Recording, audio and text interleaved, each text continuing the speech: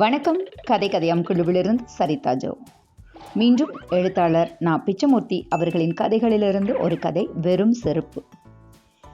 வெறும் செருப்பு அப்படிங்கிற டைட்டில் படித்த உடனேயும் எனக்கு எழுத்தாளர் அழகிரிசாமி அவர்கள் எழுதிய வெறும் நாய் தான் ஞாபகத்துக்கு வந்துருச்சு.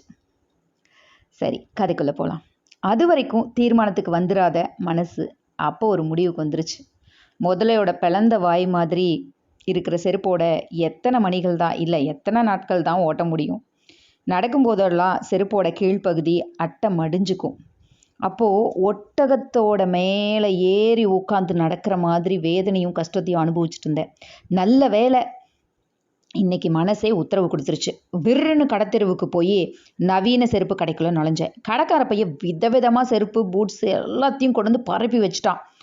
அதையும் இதையும் புரட்டி புரட்டி பார்த்தேன். தோல் வந்த கப்பல், கப்பல் கிளம்பிய நாடு, நாட்டோட கால்நடை வளம், இது எல்லாம் மனசுக்குள்ளே ஆராய்ச்சி செஞ்சுக்கிட்டே இருக்குது. முடிவாக ஒரு ஜோடி ஸ்லிப்பர் 6.5 ரூபாய்க்கு வாங்கிட்டேன்.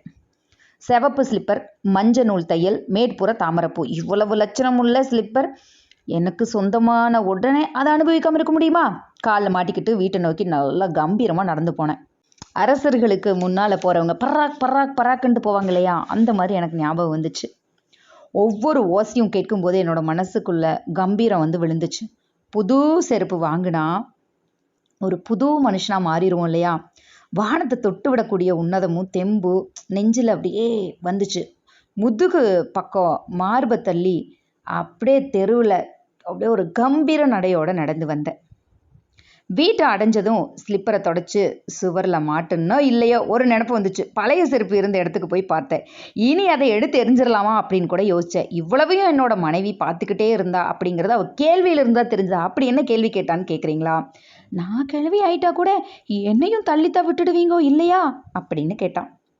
கேள்வி சுருக்குன்னு மனசில் தச்சா கூட காலோட காலா இவ்வளவு நாட்களாக கஷ்டங்களையும் சுகங்களையும் சுமந்திருந்த என்ன அது தாங்கி இருந்துச்சு இல்லையா? அவ்வளவு ஈரம் இல்லாமல் எடுத்தெறிஞ்சிட்டு போகலாமா? என்னோட மனசில் இரக்கம் இல்லை அப்படின்னு நான் நினைக்க விரும்பலை. அதனால் யோசனையை கைவிட்டேன். என்ன யோசனையை? தூக்கி போடுற யோசனையை. என்னோட ஜோலியை பார்க்க போயிட்டேன். புலனமெல்லாம் ஒடுங்கி கிளவி மாதிரி அந்த செருப்பு மூலையில் கிடந்துச்சு. பார்க்கறதுக்கே உண்மையாலும் பாவமாக தான் இருந்துச்சு. இளையதாரத்தோட உலாவ போகிற எழுச்சியோட புது ஸ்லிப்பரை மாட்டிக்கிட்டு ஆஃபீஸுக்கு போய் திரும்பினேன். எப்படி எழுதியிருக்காரு பாருங்க, இளையதாரத்தோட போகிற மாதிரி. ஆமாம், எப்பவுமே ஒரு புதுசு வந்துருச்சுனாவே அந்த போடுறப்ப இருக்கிற சந்தோஷம் வந்து என்றைக்குமே கிடையாது. இன்றைக்கி அப்படி கிடையாது. இன்றைக்கி நினச்ச நேரத்தில் நினச்சதை நிறைய பொருட்கள் வாங்கிக்கிற மாதிரியான சூழல். ஆனால் 70, 60, 80 இந்த மாதிரி ஒரு 90க்கு முந்தைய காலகட்டங்களிலெல்லாம், 2000க்கு முந்தைய காலகட்டங்களெல்லாம் ஒரு புதுசு அப்படிங்கிறதே ஒரு ட்ரெஸ் ஆகட்டும், ஒரு செருப்பாகட்டும், ஒரு ட்ரெஸ்ஸு ஏதாவது ஒரு திருவிழா நோம்பி வந்துச்சுன்னா மட்டும்தான். செருப்பு ஒரு செருப்பு அறுந்ததுக்கப்புறம் தான். ஆனால் இன்றைய காலகட்டம் வேறு. அப்போது அந்த செருப்பு வரும்போது மனசு எவ்வளோ சந்தோஷப்படும் அப்படிங்கிறத எவ்வளோ அழகாக எழுதியிருக்கிறாரு. வீட்டில் வந்து உட்காந்து 5 நிமிஷத்துக்குள்ளாகவே ஒரு தந்தி வந்துச்சு. உயிருக்கு உயிரான நண்பன் காலமாகி விட்டுதா அதில் இருந்துச்சு. என்னால் செய்தியை நம்பவே முடியல. நானும் அந்த தந்தியில் குறிப்பிட்டிருக்கிற நண்பனும் போன வாரத்துக்கு முந்தின வாரம் தான் கல்யாணத்துக்கு ஒன்றா சேர்ந்து போனோம். சேர்ந்து சாப்பிட்டோம். பகல்லையும் ராவிலையும் படுத்து தூங்குற வரைக்கும் பேசி பேசி தீர்த்தோம். அதுக்கப்புறம் தூங்கினோம். நண்பனோட உடம்புலையோ மனசுலையோ எந்தவித நோயுமே இருந்த மாதிரி எனக்கு தெரியல. பின்ன எப்படி இந்த செய்தி என்னால் நம்பவே முடியல. அதனால் அது பொய் தந்தியாக இருக்கக்கூடுமோ அப்படின்னு கூட நினச்சேன். பொய் தந்தி கொடுக்குற அளவுக்கு விஷமிகள் யாருமே எனக்கோ என் நண்பனுக்கோ கிடையாது அப்படின்னு மனசு ரொம்ப குழம்பி போய் இருந்தேன். மனசு தெளியவே இல்லை. அடுத்த நாள் மற்றொரு கடிதம் வந்துச்சு. வேற ஒரு நண்பன் எழுதியிருந்தா. அந்த கடிதத்தை பார்த்ததுக்கப்புறம் தான் என்னால் நம்ப முடிஞ்சது. உண்மையாலுமே அந்த நண்பன் இறந்து போயிட்டான் அப்படின்னு.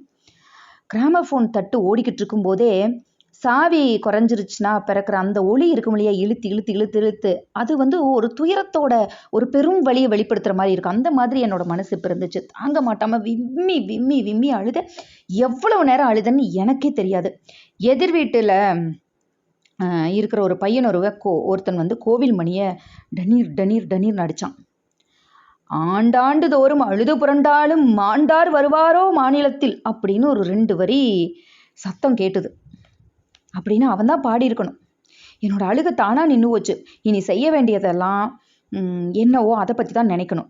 சாயங்காலம் ரயிலில் நண்பனோட ஊருக்கு போய் அவங்க வீட்டில் இருக்கிறவங்களுக்கு ஆறுதல் சொல்லிட்டு வந்துடலாம். அதுதான் இப்போதைக்கு என்னோட கடமை அப்படின்னு நான் மனசுக்குள்ள நினச்சிட்டேன். சாயந்தரம் ஒரு 5 மணி வாக்கில் பாடியையும் ஜிப்பாவையும் எடுத்து பைக்குள்ளே போட்டுட்டு வீட்டு ரேலிக்கு வந்து சுவரில் இருக்கிற புது ஸ்லிப்பரை அசட்டு பெண்ணை மாதிரி இழிச்சுக்கிட்டு இருக்கிற அந்த ஸ்லிப்பரை கையில் எடுத்து காலில் போட போனேன்.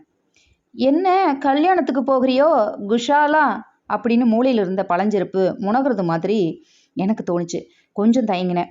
காலையில் புது ஸ்லிப்பர் வந்ததும் மாலையில இந்த செய்தி வந்துருச்சு. ஒன்றுக்கு ஏதாவது சம்மந்தம் இல்லை அப்படின்னு அறிவு சொன்னால் கூட நெஞ்சு கேட்கல. அப்படிதான் அப்படின்னு நெஞ்சு சொல்லிச்சு. அதுக்குள்ளே என்னோட ஆஃபீஸ் நண்பன் ஒருத்தன் வந்து என்ன யோசிச்சுட்டு ரேலியிலே நின்றுட்டு இருக்கா, சீக்கிரவா அப்படின்னு சத்தம் போட்டான். நான் ஒன்றும் இல்லை அப்படின்னு சொன்னேன். நான் இதோ இந்த ரயிலுக்கு போகிறேன். மத்தியானம் இடி மாதிரியான இந்த செய்தி வந்த உடனேயும் என் மனசு கலங்கி போச்சு. கடவுள்னு ஒருத்தர் இருக்கிறாரா அப்படின்னே எனக்கு விளங்கலை. கருகு உதிரும் போது வண்டு எல்லாம் வந்து எதுவும் சத்தம் போடுறதில்ல, அலறதில்ல. தளிரும் பூவும் உளுந்து கிடக்குமில்ல, அப்போ தான் வண்டுகளும் தேனீக்களும் அதை சுற்றி அப்படியே புழம்பி அழுதுகிட்டு இருக்கும். எனக்கும் இந்த செய்தி வந்தது. என்னோட நெஞ்சே சூனியமாயிருச்சு. இதோ நானும் புறப்பட்டுக்கிட்டு இருக்கிறேன் அப்படின்னு சொல்லி நான் சொன்னேன். பின்ன கிளம்புன்னு சொன்ன பிறகு கூட நான் கொஞ்சம் தயங்கினேன். என்னப்பா யோசனை அப்படின்னு அவர் கேட்டார். மனசை வேரோட பிடுங்கின மாதிரி நிலைக்குள்ளேயே செய்கிற துயரம் அந்த ஸ்லிப்பரை கையில் எடுத்து போட்டுக்கலாமா கூடாதா அப்படின்னு கூட அந்த நேரத்தில் யோசிக்க வச்சுது. மூளையில் கிடந்த பழைய செருப்பு கண் சிமிட்டின மாதிரி இருந்துச்சு. அதை போட்டுட்டு கிளம்பிட்டேன். ரயில்வே ஸ்டேஷன் போகிற வழியில் ஒரே யோசனை. புது ஸ்லிப்பர் வந்தது நன்மைக்கா? ஒரு நாளைக்குள்ள ஒரு உயிர் அந்த ஸ்லிப்பர் எடுத்துருச்சு. அதை மாத கணக்கில் வச்சுருந்தா என்னெல்லாம் ஆகும், என்ன செய்யக்கூடாது, இப்போ என்ன பண்ணலாம் அப்படின்னு பலத்த யோசனையோடு இருந்தேன். ரயில்வே ஸ்டேஷன் மாடிப்படி ஏறும்போது ஒரு தரம் அந்த செருப்போட அடி அட்டை பின்புறமாக மடிஞ்சுக்குச்சு. என்ன தடுமாறியோ அப்படின்னு சொல்லி நண்பன் கேட்டான். ஒன்றுமில்லை, இந்த அடி அட்டை கிழிஞ்சு போய் ஒன்றுக்கு ஒன்று இடிச்சுக்குது, அட்டை மடிஞ்சுக்கு போயிருச்சு, நல்ல வேளை விழாமல் தப்பிச்சிட்டேன் அப்படின்னு நான் சொன்னேன். பிறகு நாங்கள் பேசிக்கவே இல்லை. என்னோட மனசு மறுபடியும் ஓட துவங்குச்சு. கிழிஞ்சு செருப்பை பற்றி ஞாபகம் வந்துச்சு. ஸ்டேஷன் பிளாட்பாரத்தில் வந்து உட்காந்தோம். ரயில் கிளம்புறதுக்கு 2 மணி நேரம் இருந்துச்சு. நண்பன் பிளாட்பாரத்துக்கு பக்கத்தில் வேஷ்டியை விரித்து படுத்துக்கிட்டான். எனக்கு படுக்கவே தோணலை. உம்முனே உட்காந்துட்டு இருந்தேன். கொஞ்ச நேரத்துக்கெல்லாம் திடீர்னு யோசனை ஒன்று முளைச்சிது. உங்கள்கிட்ட ஒரு ஹூக் இருக்குதா அப்படின்னு அவங்ககிட்ட கேட்டேன். எதுக்கு அப்படின்னு அவனும் என்ன கேட்டான். இல்லை, இந்த 2 அட்டையும் சேர்த்து நல்லா ஹூக் போட்டுட்டேன்னு வச்சுக்கோ, அப்புறம் மடியாது இல்லையா? இது என்ன செருப்பையே கடவுள் மாதிரி வச்சு தியானம் பண்ண போறியா? தூக்கி எரிஞ்சிட்டு பொது செருப்பு ஒன்று வாங்கிக்கோ, இல்லைன்னா தச்சு போட்டுக்கோ அப்படின்னு சொன்ன உடனேயும் பேச்சு நியாயமாக தான் பட்டுது. சரிதான் அப்படின்னு சொன்னேன். ஆனால் மனசு பல மட்டங்கள் இருக்குதே. எப்பவுமே மேல்மட்டம் பேசினா அடிமட்டம் ஏற்றுக்கிறது தான் வேணும் அப்படிங்கிறதெல்லாம் கிடையாது அப்படிங்கிறத அப்போ தான் தெரிஞ்சுக்கிட்டேன். 1/4 மணி நேரத்துக்கு பிறகு என்னோட கை என்னை அறியாமையே ஒரு செருப்பை எடுத்துச்சு. என்னோட கண்கள் வந்து இருள் குகை ஒன்றை பார்க்குற ஆச்சரியத்தோட அந்த செருப்பு பிளந்த அட்டையை பார்த்துக்கிட்டு இருந்துச்சு. மன உலகத்தில் ஒரு பெரிய சர்ச்சை நடந்துக்கிட்டு இருந்துச்சு. அதெல்லாம் சரிதான், நீ போகிற காரியம் என்ன? நாளைக்கு போய் மெனக்கட்டு செருப்பை தச்சுக்கிட்டு இருப்பியா? முடியுமா? மனசோட மேல்மட்டம். அதுக்கு என்ன வேண்டாமே, செருப்பையே எரிஞ்சிட்டா போகுது, செத்தா போயிடுவேன், நஷ்டம் தாங்க மாட்டியா? நடுமட்டம் சொல்லுது. அதுவா பேச்சு, வீணடிக்கவே கூடாது, எப்படியாவது அப்படியே வச்சுக்கணும், நமக்கு நான் என்ன பணம் பெருத்தாளா அப்படின்னு ஒரு மனசு. படுத்திருந்த நண்பனை எந்திரிச்சு கண் கொட்டாம என்னையவே பார்த்துக்கிட்டு, நீ என்ன யோகியா கருமியா, என்ன கருமம்னே தெரியல, யோகிய மாதிரி அப்படியே எண்ணத்துல லயிச்சு போய் உட்காந்துருக்குற. ஆனால் லயிச்சிருக்கிற விஷயமெல்லாம் ரொம்ப பெருசு கிடையாது. கருமி மாதிரி இந்த கிழிஞ்ச செருப்பை தடவி தடவி பார்த்துக்கிட்டே இருக்கிற அப்படின்னு சொன்ன உடனேயும் புண்ணில் நெருஞ்சி முள்ளு குத்துன மாதிரி இருந்துச்சு எனக்கு. மன ஓட்டத்தை அடக்கி மல்லாந்து படுத்துக்கிட்டேன். கொஞ்ச நேரத்துக்கெல்லாம் ரயில் வந்துச்சு. ஏறி போய் நானும் நண்பனும் படுத்து தூங்கிட்டோம். காலையில் கரிச்சான் குஞ்சு துயில் களைச்சிருச்சு. கண் விழிச்சு வெளியே தலையை நீட்டி பார்த்தேன். வானத்தோட கிழக்கு மைதானத்தில் செம்மறியாட்டு மந்த மாதிரி மேகத்துணுக்குகள் அப்படியே விரைஞ்சு போய்கிட்டே இருந்துச்சு. இருளில் வினோதமான ஒளி வேற தெளிவாக கேட்டுச்சு. அடுத்த ஸ்டேஷன் அங்கே இறங்க வேண்டியது. அவனேனோ நல்லா கொரட்டை விட்டு தூங்கிட்டு தான் இருந்தான். மனசில் 2 நிலைகள் இருக்கிறதா நினச்சேன் இல்லையா? இல்லை 3வது நிலை இருக்குது, 4வது நிலை இருக்குதுன்னு அப்போ தான் தெரிஞ்சுது. பரந்த வெளி உலகத்தில் காலை அமைதியில் அப்படியே உள்ளுக்குள்ளே ஒரு ஒலி கேட்டுது. நீ வரும் வேலை நினைவு இருக்குதா? உடம்பு உயிர் சொத்துரிமை கொண்டாடுறியே, அது சரியா? யோசிச்சு பாரு, நேற்று இருந்தவன் இன்னைக்கு இல்லை. பழுத்ததும் உதிரலாம், பழுக்காததும் விழலாம். வெறும் செருப்பு ஒரு பொருளா? அதை பற்றி யோசிக்க அவ்வளவு பிராணனை செலவு செய்கிறையே, என்ன நியாயமா அது அப்படின்னு மனசுக்குள்ள ஒரு குரல். இந்த குரல் பேசின பொழுது உள்ளத்தில் பெரிய அமைதி நிலவி இருந்தது. மாறுபட்ட மன அலைகளையே காணோம். ஏறி வர்ற ஒளியை நோக்கி போய்கிட்டு இருந்த மனசில் அசைவே இல்லை. அதுக்கேற்ற மாதிரி அசைஞ்சுக்கிட்டு இருந்த ரயிலும் ஸ்டேஷன் அடைஞ்சு நின்றுச்சு. நண்பனை எழுப்பி வண்டியை விட்டு இறக்கி மாட்டு வண்டியில் ஏற்றி நண்பனோட வீடு போய் சேர்ந்தோம். பஞ்ச குழந்தைகள், சூதுவாதற்ற மனைவி, இவங்கள கொழு கும்பற்று துடிக்க விட்டுட்டு போயிட்டானே, கொடி போல பரிதவிக்க விட்டுட்டு போயிட்டானே தலைவன்.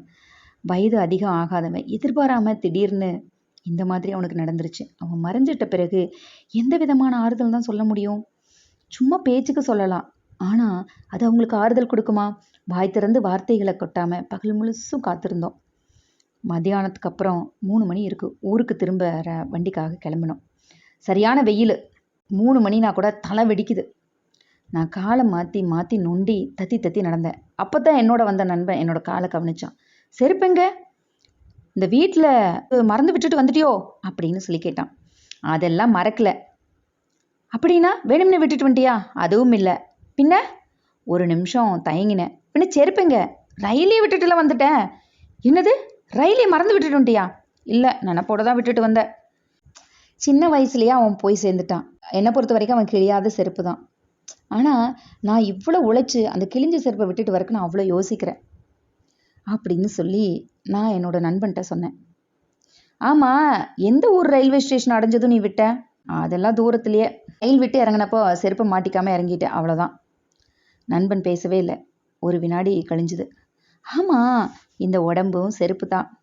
உயிரென்னும் வழிப்போக்கன் எப்போ எல்லாம் எந்த நிலையிலும் இதை கலட்டி எறியலாம். யார் தான் தடுக்க முடியும் இதை அப்படின்னு நான் சொன்னேன். கதை இதோட முடியுது. மனிதனுடைய வாழ்க்கையை இவ்வளோண்டு கதையில் அடக்கி சொல்லிட்டார். திரும்பவும் அடுத்த கதையோடு வருகிறேன். நன்றி.